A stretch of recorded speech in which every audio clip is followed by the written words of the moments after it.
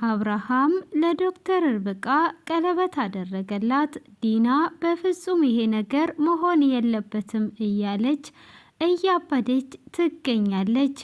ባርኮንም ያስቀመጠውን ፍሌሽ ዶክተር ርብቃ እንደወሰደች ስላላወቀ ቤት መጥቶ ሲያየው ፍሌሹን ሊያገኘው አልቻለም። በዛም እንዴት ሆኖ ነው ማነው ከኔ ውጪ ይሄንን ቦታ ያወቀው በማለትም እጅግ እየተናደደ ይገኛል። ንጹም ወደ አዲስ አበባ ተመልሳለች። ሳቤላም በሳቅ ተሞልታ በደስታ ውስጥ ትገኛለች። ሰላም ጤና ይስጥልኝ፣ እየሩስ ነኝ። ቀጣዩን ክፍል ይዤ ቀርብ ያለው እስከ መጨረሻ እንድትከታተሉኝ ስል በፍቅር ጋበዝኳችሁ። ስለምትከታተሉም ከልብ እያመሰገንኩኝ ያለፈውን ክፍል ትንሽ ላስታውሳችሁ። አብርሃም ይሄንን ቤት ለቅቄ መሄድ አለብኝ፣ ብቻዬን ጊዜ ማሳለፍ አለብኝ ብሎ ሊወጣ ሲል ዲና በፍጹም አንተ መውጣት የለብህም፣ አንተ ታማሚ ስለሆንክ እኔ አልቤርጎ ይዤ እቀመጣለሁ፣ አንተ እዚህ ነው መቀመጥ ያለብህ ብላ ልትወጣ ስትል ሳቤላ በፍጹም ዲና ከዚህ ቤት መሄድ የለባትም ብላ አባቷን ስትጠይቀው አብርሃምም እሺ ልጄ ለምንድን ነው ብሎ ሲላት አይ እኔ ሁላችሁንም እፈልጋችኋለሁ፣ ማናችሁም ጥላችሁኝ እንድትሄዱ አልፈልግም፣ ዲናም ከዚህ ቤት ከወጣች እኔ እወጣለሁ ብላ ትለዋለች። አብርሃምም ይደነግጥና እሺ እኔ ልጄ የኔ ንግስት ብሎ ልጁን ይዞ ቁጭ ብሎ ያወራታል። እሺ ምን ሆነሽ ነው? ለምንድን ነው ዲና እንዳትሄድ የፈለግሽው ብሎ ሲላትም እኔ ሁላችሁንም እፈልጋችኋለሁ፣ የትም እንድትሄዱ አልፈልግም በማለት ትለዋለች። አንተም እኔን ጥለህ ከሄድኩኝ እኔ እፈራለሁ፣ ብቻዬን እሞትብሃለሁ፣ ጥለኸኝ አትሂድ አባቴ ብላ ስትለው እኔ ለአንቺ ነው የምኖረው፣ ለማን እኖራለሁ? ከዚህም በኋላ የትም ትችሽ አልሄድም፣ አንቺን የሚያስደስትሽን ነገር ብቻ ነው የማደርገው ብሎ ወደ ቤትም ይዟት ይገባል። ቤትም ይዟት ከገባ በኋላ ግን ልጄ አንድ ጥያቄ ልጠይቅሽ፣ ለምንድን ነው እንደዚህ ያልሽኝ? ይሄን ያህል ዲናን ትወጃታለሽ ማለት ነው ወይ ብሎ ይላታል። አይ እኔ ላንተ አስቤልህ ነው፣ አሁን ላይ ማንም ሰው የለም፣ ንጹም እዚህ የለችም፣ ርብቃም ሄዷለች፣ ብቻህን እንዴት ትሆናለህ? ስለሚያም ላንተ በማሰብ ነው ብላ ትለዋለች። እሺ ልጄ እንደዛ ከሆነ እኔም አንቺን ከዚህም በኋላ የሚያስደስትሽን ነገር ነው የማረግልሽ፣ ደሞም ሌላ ሰፕራይዝ አለኝ፣ አልነግርሽም፣ በቅርብ አስደስትሻለሁ ብሎ ይላታል። እሷም ንገረኝ ስትለው አይ ልጄ ሰፕራይዝ ነው ብሎ አልነገራትም፣ ግን እንደሚያስደስታት ቃል ገብቶላታል። ሆኖም መኝታ ክፍሉ ይገባና አረፍ ባለበት ዲና ትመጣለች። ዲናም እንደ መጀመሪያው ልትተኛ ስትገባ እሱም ትራሱን ይዞ ይመጣል። እንደዚህ ባይሆን ደስ ይለኝ ነበረ፣ ሆኖም አሁን ላይ አንድ ላይ አንሆንም፣ እኔ ልጄ ጋር ተኛለሁ ብሎ ሲወጣ አይ አንተ እዚህ ረፍት ማድረግ አለብህ፣ እኔ ከሳቤላ ጋር እሆናለሁ ብላ ስትለውም በፍጹም እኔ ማድረግ ያለብኝን ራሴ ያደርጋለሁ፣ ስለዚህ ለየብቻ ነው መሆን ያለብን ብሎ ይላታል።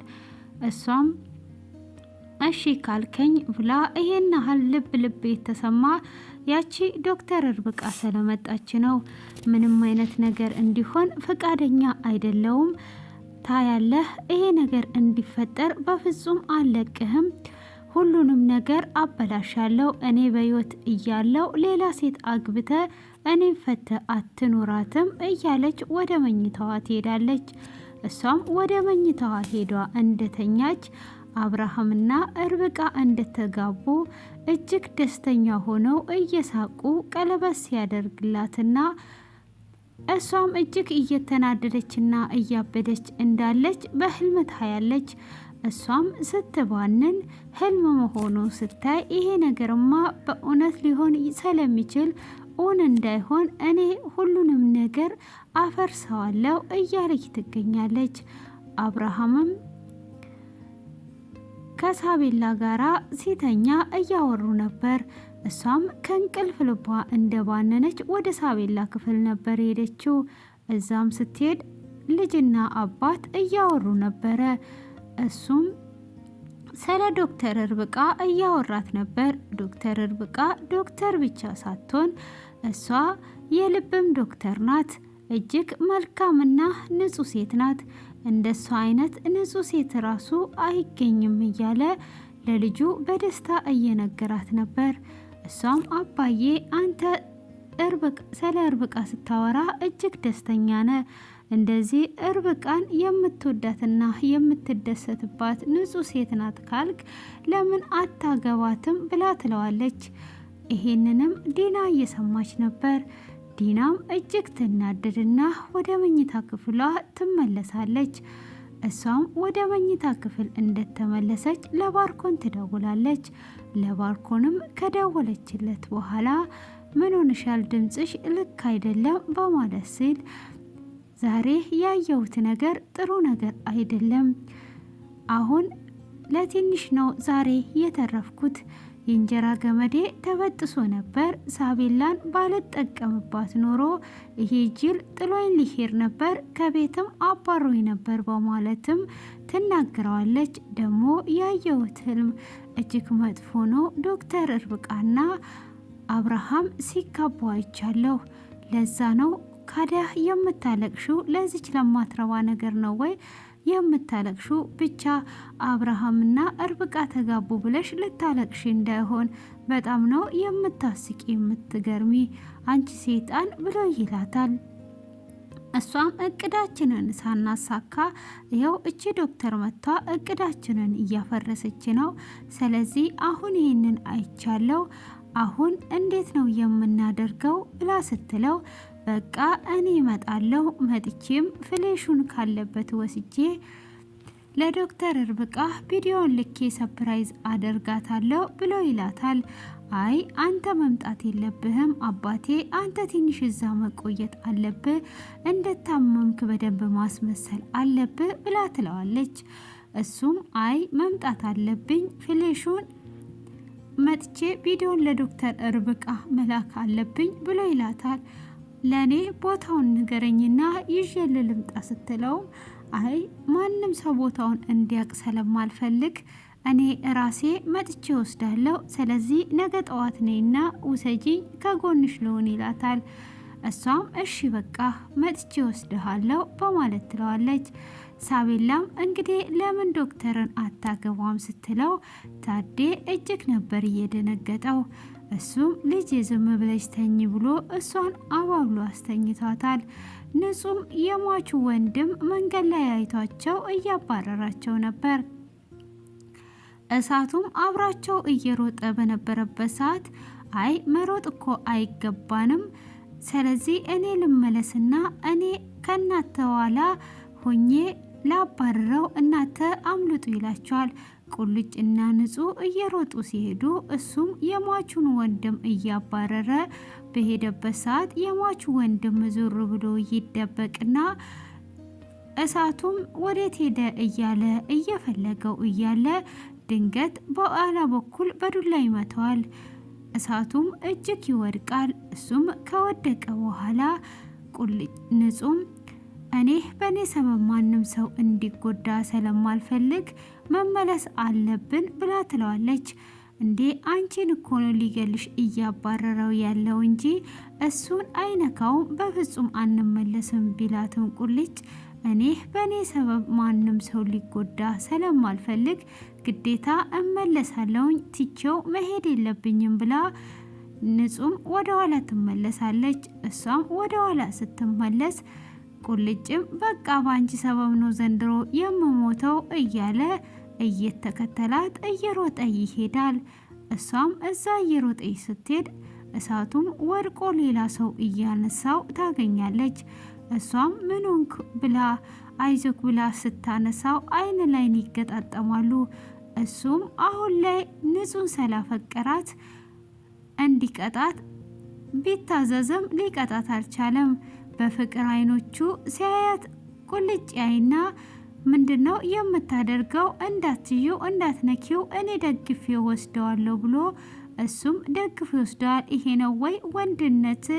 ወንድ ነኝ ብለክ አይደል ወይ የመጣው? ለዚች ነው ወይ ብሎ ሲል እሷም አይዞ በእኔ ሰበብ ተጎዳ እያለ ስትል ቁልጭንም ኮስተር ብላ ስታየው ሀሳቡን ይቀይራል።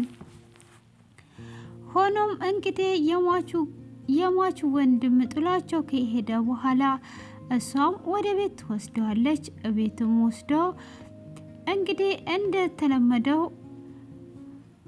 ቁልጭም እየቀና በመሀል ባለበት ስልክ ይደወልለታል። ስልክም ሲደወልለት ወደ አዲስ አበባ ንጹን ይዞ እንዲመጣ አለቃው ያዘዋል። እሱም ካዘዘው በኋላ እሺ ይለውና ንጹንም እጇን ይዞ ይወጣና አሁን ወደ አዲስ አበባ መሄድ አለብን ብሎ ይላታል። ቁልጭም በፍጹም አንሄድም፣ እዛ የገጠማ ስላለ መሄድ የለብንም በማለትም ሲል እሷም እኔ እኮ መሄድ እፈልጋለሁ ይሄዳለሁ ትላለች። እንዴት ነው በሱ ጋር የምትስማሚው? መሄድ የለብሽም ብሎ ቢላትም አይ እኔ እዚህ መቀመጥ አልፈልግም ይሄዳለሁ ትላለች። ሆኖም ወደ አዲስ አበባ ይመጣሉ። አዲስ አበባም ከመጡ በኋላ እሳቱም ነይ እኔ ጋ ነው ማረፍ ያለብሽ ብሎ ሲላት በፍጹም አንተ ጋ አላርፍም እባክህን ብላ እግሩ ላይ ወድቋ ትማጽነዋለች። ቁልጭም እንግዲህ እጅህን እሷ ላይ እንዳታሳርፍ እያለው እየተናገረው እያለ እሱም በሚናገረው ሰዓት እንዴት ነው ይዣት ሄዳለው የምትለው ሲል እሳቱም አንድ አንገቱን ሲመታው ቁልጭ ይወርቃል። እሷም በወደቀበት እባክህን አንተ እዚህ ጋ ነኝ ስትለኝ አንተ በምትፈልገኝ ቦታ እገኛለሁ፣ አንተ እኔ ጋ ናት በላቸው፣ ስለዚህ አሁን ተወኝ እባክህ ብላ ትለምነዋለች። አሁን ላይ እሱም ውስጡ ስለራራ እሺ በቃ ምንም ችግር የለውም ብሎ ይስማማል። እሱም ወደ ቤቱ እነሱም ወደ ቤታቸው ይሄዳሉ። ሆኖም እንግዲህ አሁን ላይ ዲና እጅግ እየተናደደችና እየተበሳጨች በፍጹም ለርብቃ አሳልፌማ ባሌን አልሰጥም እያለች እየተናደደች ትገኛለች። ዶክተር ርብቃም አሁን ላይ ኤፍሬም ቤት ነው ያለችው። እሷም እሷ ሆና እያለ ለኤፍሬም ትደውልለትና እንዴት ነህ ሰላም ካለችው በኋላ እኔ ላይቶቤን እዛ ነው ጥዬ የመጣሁት የአሮጌ ላይቶቤንም ቢሆን ይዘክና ትለዋለች። እሱም ቪዲዮን ለማየት ስለሆነ እሺ ብሎ ይዞላት ይመጣል። እሱም ይዞ እስኪመጣ ድረስ እሷም ቁጭ ብላ ባለችበት ቤቲ ለምንድን ነው ግን አባትሽን ዋሽተሽ ይሄ ሁሉ ቀን ስልክም አጥፍተሽ ከከተማው ውጭ ነኝ ብለሽ እዛ ቤት የነበርሽበትን ምክንያት እንድትነግሪኝ እፈልጋለሁ ብላ ትላታለች። አንቺ ምን ያደርግልሻል ብላ ስትል ይሄንን የማትነግሪኝ ከሆነ ለአባቴ ሁሉንም ነገር እነግረዋለሁ፣ አንቺ እዚህ ስልክሽን አጥፍተሽ እንደነበርሽ እነግረዋለሁ ስትላት አይ እኔ እኮ እነግርሻለሁ ግን ምንድነው ማወቅ የፈለግሽው ስትል ምንድነው እዛ እየሰራሽ ያለሽው? ለምንስ ነው ስልክሽን ያጠፋሽው? ንገሪኝ ትላታለች። ዶክተር ርብቃም ፍቅረኛዬ እያስቸገረኝ ስለነበረ በስራዬ ቦታ ላይ እየተመላለሰ ሲያስቸግረኝ እነ ባርኮን ደግሞ ቤት ውስጥ እንድሰራ እድሉን ሲያመጡልኝ በዛ ተስማምቼ እነሱ ጋር ልሰራ ቀጥዬ ነው። ፍቅረኛዬ እጅግ እያስቸገረኝ ነበረ ብላ አልቅሷ ለቤቲ ትነግራታለች። ቤቲም እንደዛ ነው እንዴ? እንደዛ መሆኑን አላወኩም፣ እሺ በቃ ብላት እያለ ኤፍሬም ይመጣል። እሱም ሲመጣ ኤፍዬ መጣ ብላ ሄዷም ሰላም ትለዋለች። እሷም ሰላም ካለችው በኋላ የኤፍሬም ፍቅረኛ ዶክተር መሆኗን አታቅም። ዶክተርም እሷ ሰላም ካለችው በኋላ እሷም መልሳ ሰላም ትላለች።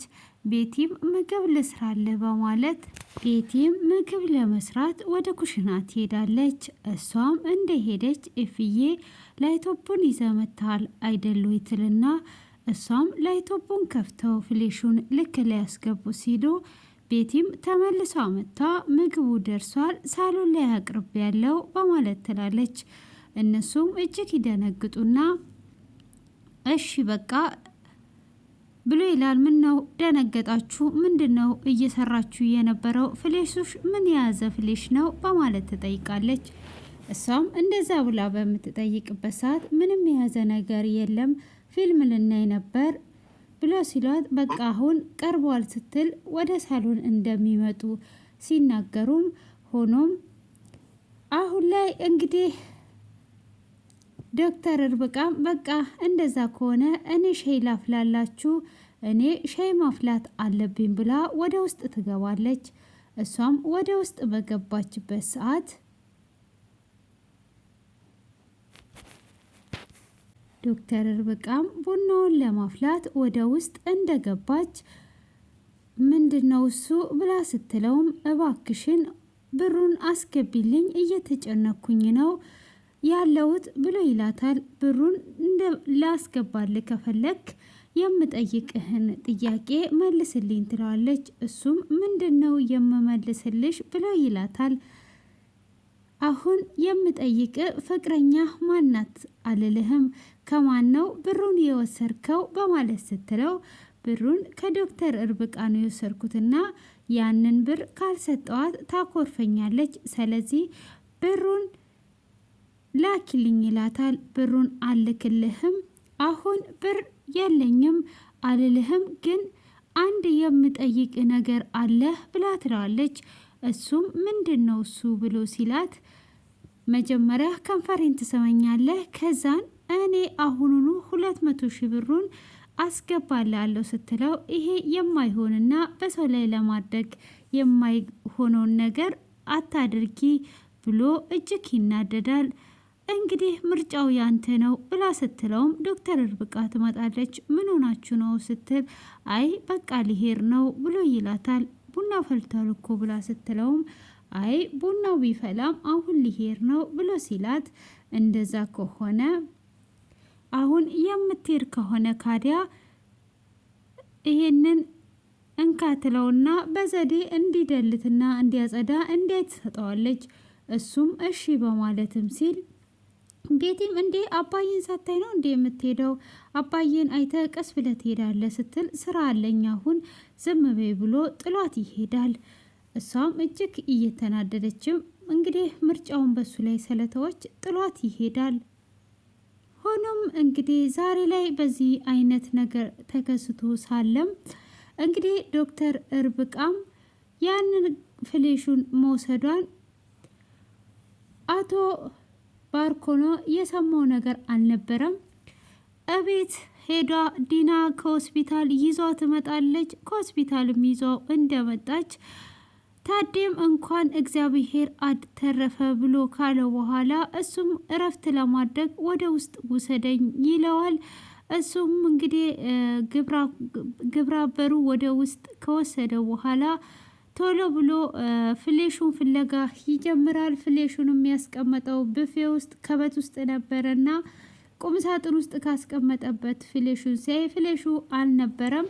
እጅግ ይናደድና ያዝናል። ቢያዝንም ሊያገኘው ስላልቻለ ማነው ፍሌሽን የወሰደው እያለ እየጮኸ ነበር። ግብረአበሩ ምንድነው አለቃ ምን ገጠመ ምን ሆነህ ነው ብሎ ሲለውም ፍሌሼ እያለ እየጮኸ ይገኛል። ዶክተር ርብቃ ፍሌሹን ወስዷ የሄደችው ትክክለኛው ነው ማለት ነው። ቁልፉን ማን ያገኘው ይሄንን ቦታስ ማን ያገኘው እያለ እንግዲህ አሁን እሱ እንግዲህ ዲናን ነው የሚጠራጠረው። ዲና እየፈለገች ስለነበረ ማለት ነው።